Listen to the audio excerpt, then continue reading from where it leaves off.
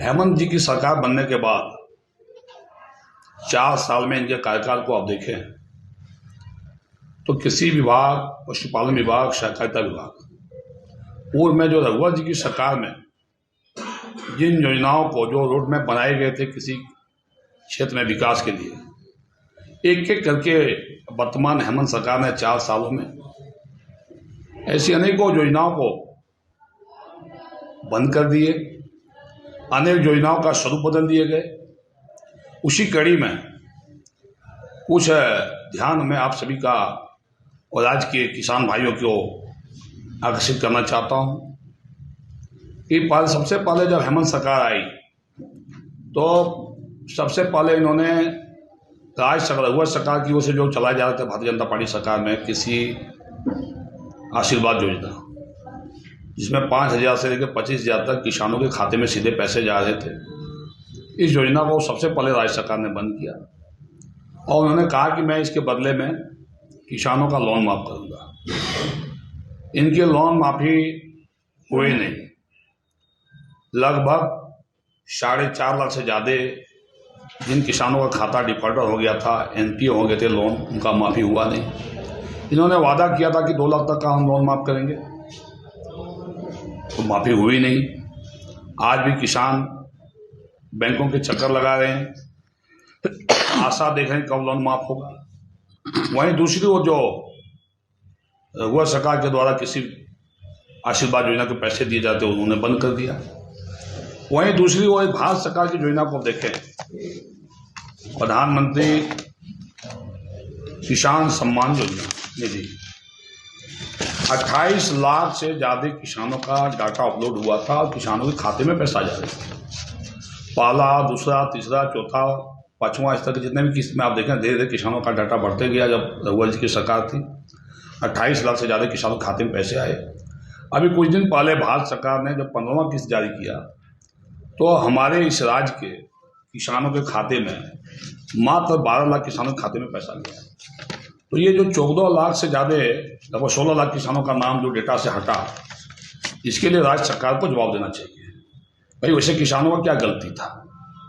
वहीं दूसरी ओर आप देखें, रघुवर सरकार के समय में जो भारत सरकार के द्वारा प्रधानमंत्री फसल बीमा योजना चलाई गई थी, मोदी सरकार ने, इतनी अच्छी बीमा योजना थी, उस योजना को राज्य सरकार ने पहला कैबिनेट में आते ही बंद कर दिया कि हम वो बीमा नहीं चलाएंगे, हम अपनी बीमा चलाएंगे राज्य सरकार की ओर से। 4 साल हो गए।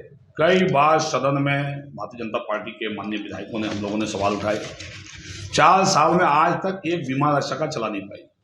2022 में भी राज्य में सुखाड़ हुआ, 2023 में भी सुखाड़ हुआ, लेकिन आज तक सुखाड़ के नाम पर हमारे इस राज्य के किसानों को कोई लाभ नहीं मिला। 2023 में भी जो सुखाड़ अभी हुई है, अभी तक भारत सरकार की टीम से, भारत सरकार से ये आग्रह भी नहीं कर पाए कि हमें सुखाड़ हुआ है, हमें राशि दीजिए। और जो भारत सरकार के द्वारा आपदा प्रबंधन के पैसे दिए जाते हैं, इनके खाते में आज हजारों करोड़ रुपया पड़े हुए हैं, लेकिन आज भी वो किसानों का उनको लाभ नहीं मिल पा रहा है। आप इनके बजट के आकार को देखें, वर्तमान फाइनेंशियल ईयर में 10 महीना लगातार होने को है। इनका संशोधित बजट 3993 करोड़ लगभग इनका था, जिसमें इनका खर्च हुआ है मात्र अभी तक सारे प्रभाग को मिलाकर, एग्रीकल्चर को देखें, एनिमल हस्बेंड्री को देखें, कोऑपरेटिव को देखें, फिशरीज को देखें, सारे विभागों में मिला के इनके खर्च कितने हुए? 614 करोड़ मात्र।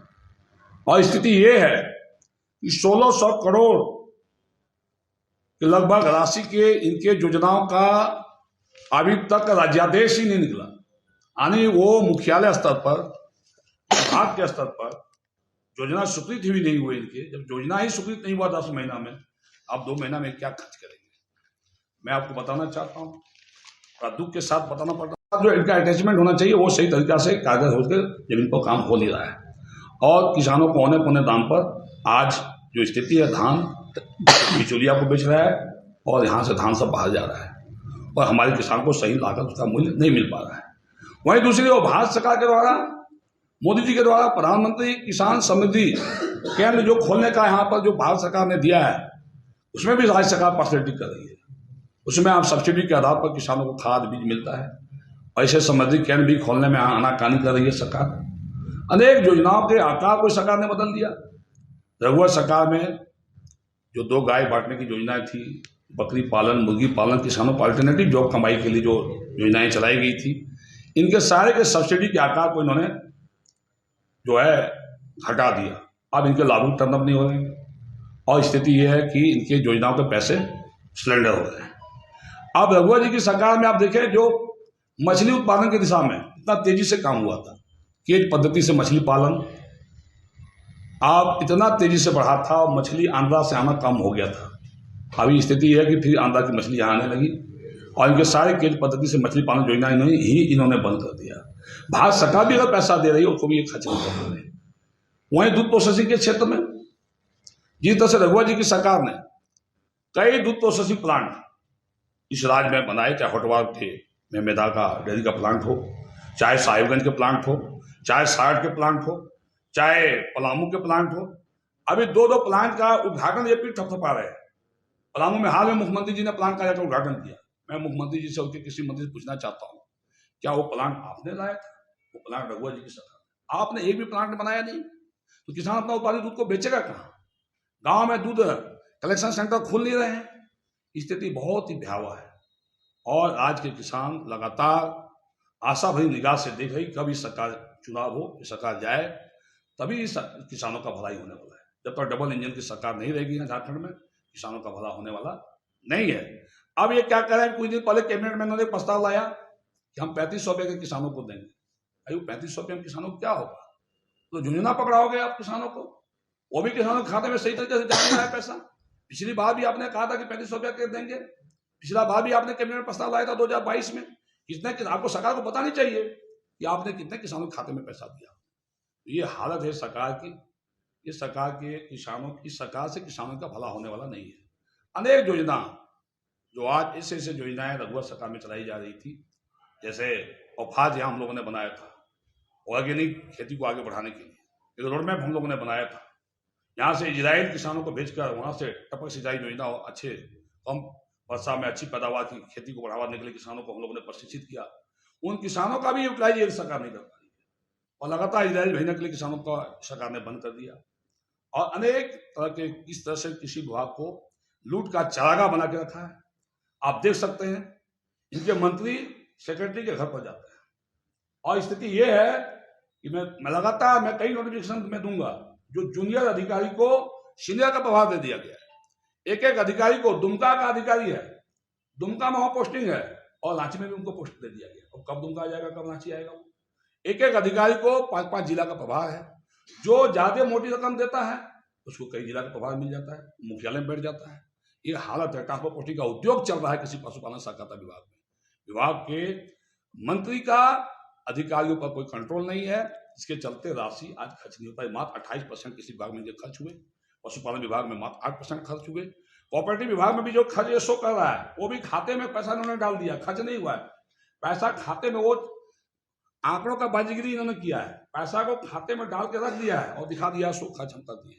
जैसे जैसे ये लोग मार्च में करते हैं, मार्च के पहले कई बार ये क्या करते हैं, पीएल खाता में पैसा डाल देते हैं। ये तो हालत है विभाग का।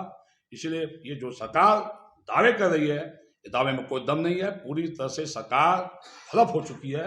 ऐसे निकम्मी भ्रष्ट सरकार, किसान विरोधी सरकार को रणधीर सिंह जी ने कही। उसके अतिरिक्त वर्तमान सरकार कृषि के क्षेत्र में कुल बजट का मात्र 28% ही राशि खर्च कर पाई है और यह बातें लगातार समाचार पत्रों के माध्यम से, विभिन्न मीडिया संस्थानों के माध्यम से राज्य की जनता तक पहुंच रही है। इस सरकार की जो न तो नीति स्पष्ट है और न इनका नियत स्पष्ट है। इसका उदाहरण हम देख सकते हैं कि केंद्र सरकार के द्वारा एक तरफ सरकार ये रोना रोती है कि भारत सरकार हमें राशि नहीं दे रही है और भारत सरकार की विभिन्न कृषि क्षेत्र में जो योजनाएं आती है, उन योजनाओं से मिली हुई राशि को ये सरकार सदन के अंदर लिखित उत्तर देती है कि हम उन योजनाओं की राशि खर्च नहीं कर पा रही है। इसके बारे में जैसा कि आज सरकार के अधिकारियों के द्वारा आज की वार्ता का मैं भी एक वेबसाइट पर सुन रहा था, वो बता रहे हैं कि योजनाएं अभी शुरू नहीं हो पाई है, ये कारण है, अगले बजट में हम लोग इसको समाहित करते हुए करेंगे। तो वैसे केंद्र सरकार की अधिकांश योजनाओं का से राज्य की जनता को, राज्य के हमारे किसान भाइयों को इन्होंने उपेक्षित करने का काम किया है। उसका मैं एक उदाहरण आप सबके सामने ये देता हूं कि विधानसभा के अंदर 3/8/2023 को हमने एक प्रश्न लाया था, और ये प्रश्न था कि प्रधानमंत्री किसान सम्मान निधि, जहां एक और उन्होंने पूर्ववर्ती रघुवर दास जी की सरकार के समय में 5,000 से लेकर के 25,000 तक सीधे डीबीटी के माध्यम से किसान भाइयों के खाते में जाता था, वहीं दूसरी ओर केंद्र की सरकार आदरणीय प्रधानमंत्री नरेंद्र भाई मोदी जी ने किसान भाइयों का जीवन बदलने के लिए उन्होंने प्रधानमंत्री किसान सम्मान निधि के माध्यम से उनको सीधे डीबीटी के माध्यम से राशि भेजती थी। यो इस सरकार ने अपने ही उत्तर में कहा कि 8,49,061 किसानों को भूमि अभिलेख का सत्यापन अभी तक हम लोगों ने नहीं कर पाया है। और क्यों नहीं कर पाया है? तो कतिपय कारणों से हमारा सरकार उसमें सक्षम नहीं है, नहीं कर पाए हैं हम। यानी प्रदेश के 8 लाख यानी 8.5 लाख किसान जो उनके रिकॉर्ड में है, जो सरकार ने विधानसभा के माध्यम से उत्तर दी है, उन किसानों को वंचित करने का काम इन्होंने किया है। इसकी जिम्मेवारी सरकार को लेनी चाहिए, हेमंत सोरेन जी की सरकार को लेनी चाहिए।